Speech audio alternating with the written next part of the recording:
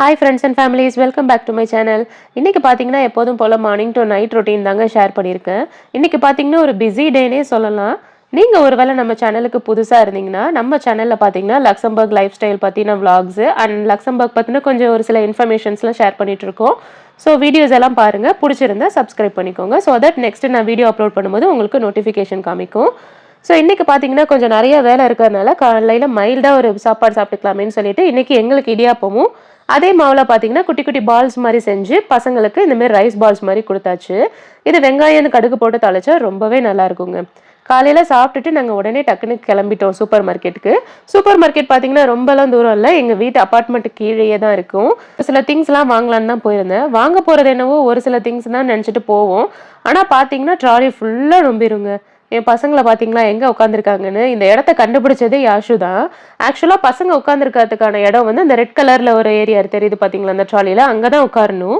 அங்க காலை விட்டு ஒரு குழந்தை உட்கார்ற மாதிரி தான் இருக்கும்.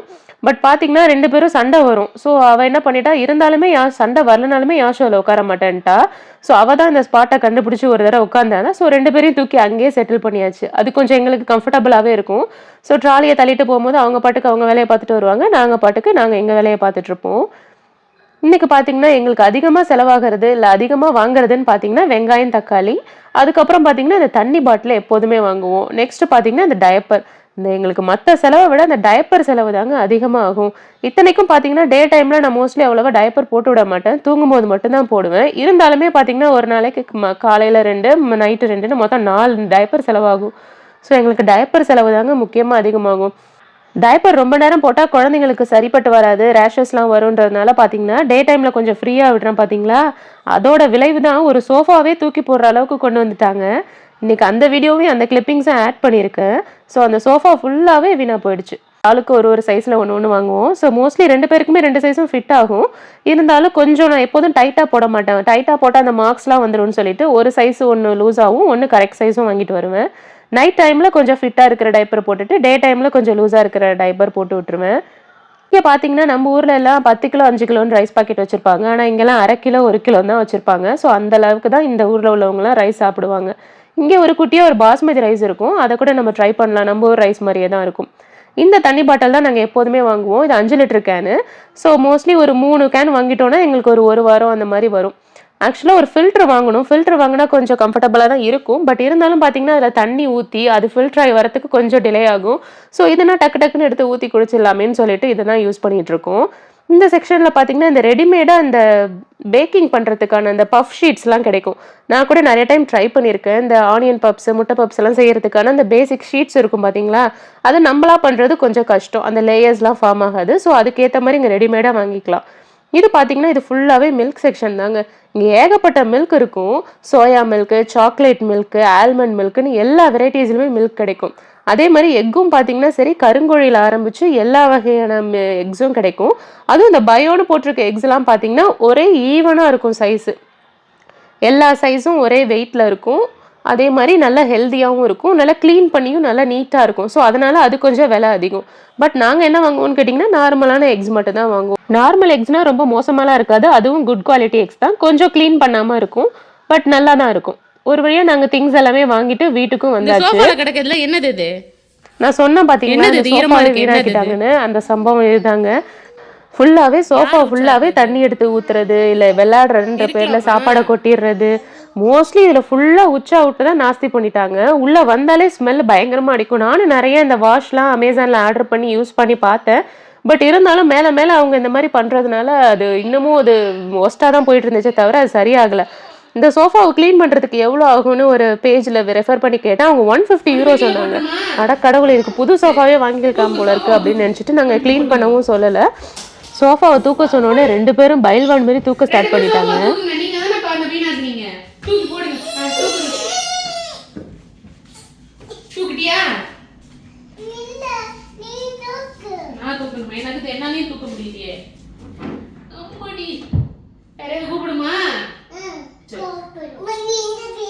தூக்க முடியலடா.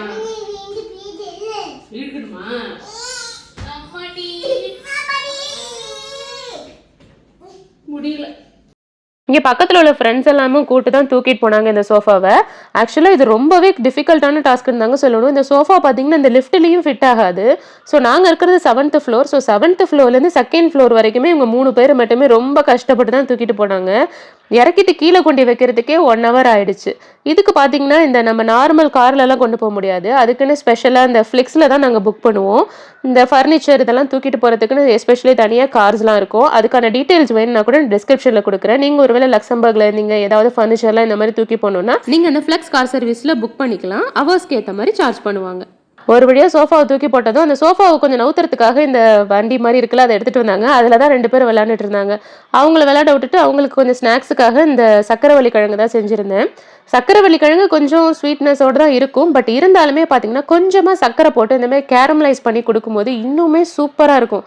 நீங்க கண்டிப்பா வேணா ட்ரை பண்ணுங்க. ரொம்பலாம் இல்ல, சும்மா கொஞ்சம் ஒரு 4, 5 பீஸ் சர்க்கரை போட்டு அதுல இந்த சர்க்கரைவள்ளி கிழங்க கொஞ்சமா டோஸ்ட் பண்ணி குடுத்தீங்கன்னா, வேற லெவல்ல இருக்கும். கொஞ்சம் கூட மிச்சம் வைக்காம சாப்ட்டுருவாங்க. ஸோ அந்த சர்க்கரைவள்ளி கிழங்கு சாப்ட்டுட்டு மதியம் பார்த்தீங்கன்னா, கொஞ்சம் லேட் ஆயிடுச்சு. அதனால எல்லாருக்குமே இன்னைக்கு தயிர் சாதம் தான். ஸோ தயிர் சாதத்த ஊட்டி விட்டு 2 பேரையும் படுக்க வச்சுட்டேன். ஸோ ஒரு தூங்க வச்சதும் பாருங்க ஹால் எவ்ளோ வெறிச்சோடி இருக்குன்ட்டு. இந்த பக்கம் ஒரு சோஃபா போட்டு வச்சிருந்தோம். அத தான் இந்த பக்கம் நவுத்தி போட்டாச்சு. இதுவும் கொஞ்சம் வீணா போனது தான். பட் அத கம்பேர் பண்ணும்போது இது கொஞ்சம் கம்மியா தான் வீணா போயிருந்துச்சு. இதுக்கு ஒரு சோஃபா கவரும் ஆர்டர் பண்ணியிருக்கேன். பட் அது இன்னும் வரல. அவங்க தூங்கும்போது அவங்க கூடயே நானும் ஒரு 10 மினிட்ஸ் 20 மினிட்ஸ் தூங்கிட்டு, அப்புறமா ஈவினிங் ஒரு 5:00 போல ஏஞ்சி வருவாங்க. அந்த டைம்ல பார்த்தீங்கன்னா, அவங்களுக்கு கொஞ்சமா முந்திரி திராட்சை, இல்ல வேற ஏதாவது பனானா, இல்ல பால் அந்த மாரி குடுத்துட்டு, நாங்க கொஞ்சம் வெளில கூட்டு போயிடுவேன். இன்னைக்கும் பார்த்தீங்கன்னா, வெளில தான் கூட்டு போனேன். பார்க் பக்கத்துல இருக்கு. பட் இருந்தாலும் இந்த மால கம்பேர் பண்ணும்போது பார்க் கொஞ்சம் தூரம். ஸோ எப்போதுமே இந்த மால்ல பார்த்தீங்கன்னா, இந்த குட்டி குட்டியா இந்த விளையாடுறதுக்கு இந்த கார்ஸ் இருக்கும். இந்த குதிரை மாரிலாம் இருக்கும். ஸோ அதுல கொண்டு போய் உட்கார வச்சுருவேன். அதுக்கு பார்த்தீங்கன்னா, ஒரு €2 €1 இருக்கும். எப்போதும் காயின் போட மாட்டேன். எப்போவாவது ரொம்ப ஏதாவது பாவமா இருக்கும். அதுல ஒரு சில டைம் சரி விளையாட்டும் அப்படின்றதுனால, அந்த டைம் மட்டும் காசு போட்டு விடுவேன். அது கொஞ்சம் 2, 3, 4 ரொட்டேஷன் வரும். அதுல கொஞ்ச நேரம் விளையாண்டுட்டு அவங்க வந்துருவாங்க. ஸோ இந்த மால்ல சுத்தி பார்க்கறனால என்ன அட்வான்டேஜ்ன்னு கேட்டீங்கன்னா, இங்க நெறைய ஷாப்ஸ் இருக்கும். கிஃப்ட் ஷாப்ஸ்லாம் இருக்கும். ஸோ அதெல்லாமே டிஃபரெண்ட்டா வேடிக்கை பார்த்துட்டே வருவாங்க. ஸோ அவங்களும் கொஞ்சம் பிஸியா இருப்பாங்க. ஸோ அதனால இங்க கூட்டிட்டு வருவேன். இன்னொரு ஸ்பாட்டும் இருக்கு. இங்க பார்த்தீங்கன்னா தான் இந்த கார் ஃபெஸ்டிவல்லாம் ஒரு ஷேர் பண்ணியிருந்தேன் பார்த்தீங்களா வீடியோ, அதெல்லாம் இந்த ஏரியால தான் நடக்கும். இது வந்து ஒரு பெரிய ஸ்கொயர் மாரி இருக்கும். இங்க பார்த்தீங்கன்னா மியூசிக் கான்சர்ட் நடக்கும். இல்ல ஏதாவது புதுசு புதுசா ஏதாவது ஈவென்ட், இல்ல டான்ஸ், இல்ல ஸ்போர்ட்ஸ் இந்த மாரி எல்லா ஈவென்ட்டுமே இந்த இடத்துல தான் கண்டக்ட் பண்ணுவாங்க.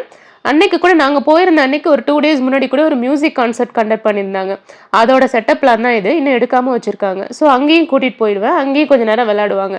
இது கொஞ்சம் பெரிய வராண்டாவா இருக்கும். இங்கே நெறைய குட்டி பசங்களும் விளையாட வருவாங்க. ஸோ இந்த இடம் விளையாடுறதுக்கு ஒரு பெஸ்ட் சாய்ஸா இருக்கும். அவங்க இஷ்டத்துக்கு ஓடி ஆடி விளையாடுவாங்க. ஸோ இந்த இடமும் அவங்களுக்கு ஒரு புடிச்ச இடம் தான். ஸோ இங்கெல்லாம் கொஞ்சம் டைம் ஸ்பெண்ட் பண்ணிட்டு தான் நாங்க வீட்டுக்கு போலாமா? ஏன் விளையாட போறியா?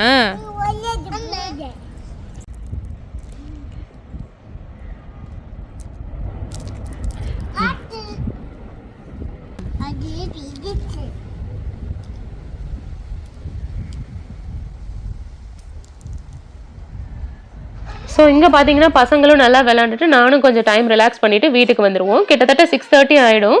ஸோ வீட்டுக்கு வந்ததுமே பார்த்தீங்கன்னா, டின்னர் ரெடி பண்ண ஸ்டார்ட் பண்ணிட்டேன். இன்னைக்கு பார்த்தீங்கன்னா, காலையிலேயே இந்த கிட்னி பீன்ஸ் ஊற வச்சிருந்தேன். ரெட் பீன்ஸ்ன்னு கூட சொல்லுவாங்க. அந்த குருமா தான் ரெடி பண்றேன். இது பார்த்தீங்கன்னா, ஹெல்தியும் கூட, ரொம்பவும் டேஸ்ட்டாவும் இருக்கும். சைவ கறி குழம்புன்னு கூட சொல்லலாம்னா பார்த்துக்கோங்களேன். அவ்வளோ சூப்பரா இருக்கும். இதுக்கு பார்த்தீங்கன்னா, தக்காளி தான் மெயின் இன்கிரியன்ட். இது கொஞ்சம் தக்காளி அதிகமா போட்டா புளிப்பு டேஸ்ட்டோட இருந்தா ரொம்பவே நல்லா இருக்கும். அதுக்கு ஒரு 2 தக்காளிய ஸ்லிட்டா கட் பண்ணி சைடுல பாயில் பண்ணி வேக வச்சுக்கணும். பட் இன்னொரு பேன்ல பார்த்தீங்கன்னா, பட்டர் போட்டுட்டு, அதுல கொஞ்சமா ஜீரகம் போட்டுட்டு, கொஞ்சமா ஆனியன் கட் பண்ணி போட்டுக்கணும். ஏன்னா இன்னொரு செக்ஷன்ல பார்த்தீங்கன்னா, நம்ம ஒரு தக்காளி பாயில் பண்ணியிருந்தோம் பார்த்தீங்களா, அது கூடயே நான் கொஞ்சமா வெங்காயம், கொஞ்சம் இஞ்சி பூண்டு இது எல்லாத்தையுமே போட்டு அரைச்சு தான் பியூராவே மாத்திருக்கேன். அதையும் இதுல எடுத்து ஊத்திரணும். இந்த பக்கம் பார்த்தீங்கன்னா, ரெட் பீன்ஸை வந்து ஒரு 4, 5 விசில் விட்டு எடுத்து வச்சுக்கிட்டேன். நான் நல்ல தண்ணியில தான் ஊற வச்சிருந்தேன் வாஷ் பண்ணிட்டு. ஸோ அதனால அந்த வேக வச்ச தண்ணியை ஃபுல்லாவே ஊத்திக்கிட்டேன். இதுக்கு பார்த்தீங்கன்னா, ஹோல் ஸ்பைசஸ் இல்லாம இந்த பட்டை, கிராம்பு, ஏலக்காவெல்லாம் நான் தூள் பண்ணி தான் வச்சிருப்பேன். அந்த தூளை எடுத்து இதில் போட்டுக்கிட்டோன்னா கொஞ்சம் வாயில் பகப்படாமல் இருக்கும். ஸோ அதனால தான். ஸோ இந்த ஸ்டேஜில் பார்த்தீங்கன்னா, கொஞ்சமாக உப்பு பார்த்துட்டு அந்த ஸ்பைசஸ் பவுடர் சொன்னேன் இல்லையா, அதையும் ஆட் பண்ணிவிட்டு நல்லா மூடி வச்சிடணும். இன்னும் நம்ம போட்ட எண்ணெய், பட்டர் இது எல்லாமே மேலே மிதக்கிற அளவுக்கு நம்ம அதை கொதிக்க விட்டுறணும். அந்த டைம் பார்த்தீங்கன்னா, கொதிக்கிற டைமில் நான் சப்பாத்திக்கு மாவு பேச ஆரம்பிச்சிட்டேங்க. சப்பாத்திக்கோட சீக்ரெட் என்னன்னு பார்த்தீங்கன்னு வச்சுக்கோங்களேன், சில பேர் சுடு தண்ணி ஊற்றணும்பாங்க, சில பேர் பால் ஊற்றணும்பாங்க. அதெல்லாம் எதுவுமே தேவையில்லைங்க. ஜஸ்ட் கோதுமை மாவு போட்டு, உப்பு போட்டு, பிளைன் வாட்டர் மட்டும் ஊற்றி அந்த தண்ணியும் மாவும் ஒன்று சேர பிசையணும். அவ்வளோதான். ரொம்ப ஹெவியாலாம் பிசைய தேவையில்ல. ரொம்ப ஸ்ட்ரகிள் பண்ணவும் தேவையில்ல. ஜஸ்ட் அந்த தண்ணியும் மாவும் ஒன்று சேர கலந்து வச்சிடணும். வச்சுட்டு மூடி வச்சிடணும். மூடி வச்சுட்டாலே போதும். அந்த வேர்வை விழுந்து ஒரு மாதிரி அதுவே சாஃப்ட் ஆயிடும்.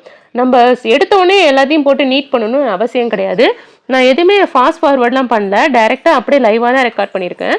ஸோ இந்த தண்ணியும் மாவும் ஒண்ணா சேர்ந்துடுச்சு பார்த்தீங்களா? இந்த மாதிரி பிசைஞ்சிட்டு ஜஸ்ட் ஒரு தட்டு போட்டு மூடி வச்சாலே போதும்.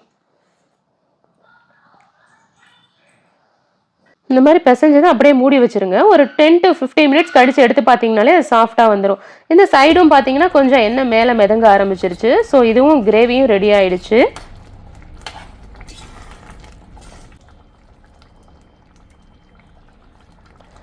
ஃபைனலா கொத்தமல்லி இல்ல கசூரி மேத்தி எது இருந்தாலும் நம்ம ஆட் பண்ணிக்கலாம். கொஞ்சம் ஃப்ளேவர்ஸ் நல்லாவே இருக்கும். நான் மாவு மூடி வைக்கும்போது எப்படி இருந்துச்சு, இப்போ ஓப்பன் பண்ணும்போது எப்படி ஸ்மூத்தா மாறி இருக்கு பாருங்களேன். நீங்களும் கண்டிப்பா இதை ட்ரை பண்ணுங்க. சூப்பராகவே இருக்கும் சப்பாத்தி.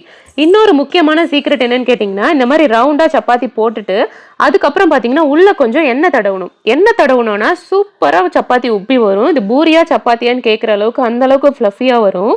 எந்த மாடல்ல நீங்க போட்டாலும் சரிங்க, கொஞ்சமா எண்ணெய் உள்ள தடவி அப்புறமா ஃபோல்ட் பண்ணி போட்டீங்கன்னா சப்பாத்தி சூப்பராகவே உப்பும். நீங்க கண்டிப்பா ட்ரை பண்ணிட்டு எனக்கு கமெண்ட்ல சொல்லுங்க. நல்லாவே வரும் சப்பாத்தி. சப்பாத்தியை போட்டுட்டு எடுத்த உடனே எண்ணெய் ஊற்றக்கூடாது. அதுவும் இல்லாமல் மெல்லிசாவும் இருக்கக்கூடாது, ரொம்ப திக்காவும் இருக்கக்கூடாது. இந்த மாதிரி மீடியம் சைஸ்ல இருக்கணும். அந்த மாதிரி பேன்ல போட்டுட்டு கொஞ்சமா ஃபர்ஸ்ட் கொஞ்சம் அடிப்பக்கம் வெந்ததும் திரும்பவும் இன்னொரு பக்கம் பரட்டி போட்டு வேக வைக்கணும். இந்த மாதிரி லைட்டா வெந்ததுக்கு அப்புறம் தான் நம்ம எண்ணெய் ஊற்றணும். லைட்டா எண்ணெய் ஊத்திட்டு அப்படியே பெரட்டினீங்கன்னா போதும், சூப்பரா உப்ப ஆரம்பிச்சிரும்.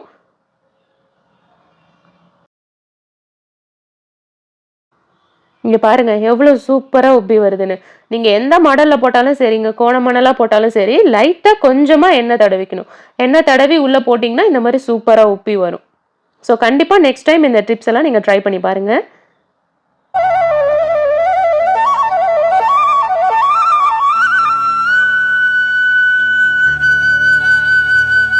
இங்க பாருங்க எவ்வளவு சாஃப்டா பிக்க முடியுதுன்னு. அது மட்டும் இல்லாம பாருங்க எத்தனை 1, 2, 3, 4 லேயர்ஸ் இருக்கு. ஸோ கண்டிப்பா இந்த மெத்தடை நீங்க ட்ரை பண்ணி பாருங்க. ரொம்பவே நல்லா வரும். அது மட்டும் இல்லாம இந்த ரெட் பீன்ஸ் கிரேவியும் கண்டிப்பா ட்ரை பண்ணுங்க. வேற லெவல் காம்பினேஷனா இருக்கும். ஸோ நாங்க பாத்தீங்கன்னா இன்னைக்கு டின்னர் இந்த சப்பாத்தி அண்ட் ரெட் பீன்ஸ் கிரேவியோட ரொம்ப சூப்பராகவே சாப்பிட்டு முடிச்சிட்டோம். ஸோ நான் சமைக்கிற வரைக்கும் என் பசங்களுக்கு பார்த்தீங்கன்னா இந்த மாதிரி மாவு எடுத்து கொடுத்துட்டேன்னா அவங்க இந்த மாதிரி வேலையை ஆரம்பிச்சிருவாங்க. இங்கே பார்த்தீங்களா சோஃபாவை மறுபடியும் தண்ணி எடுத்து ஊற்றி சப்பாத்தியும் போட்டுட்ருக்கா. ஸோ எங்களுக்கு அன்னைக்கு டே அந்த மாதிரி தான் சூப்பராக போணுச்சு. ஸோ உங்களுக்கு இந்த வீடியோ பிடிச்சிருந்துச்சுன்னா மறக்காமல் லைக் பண்ணுங்கள். இன்னொரு இன்ட்ரெஸ்டிங்கான வீடியோவில் உங்களை மீட் பண்ணுறேன். அது வரைக்கும் பாய் பாய் சொல்லுங்க Yashu. Good night. Good night.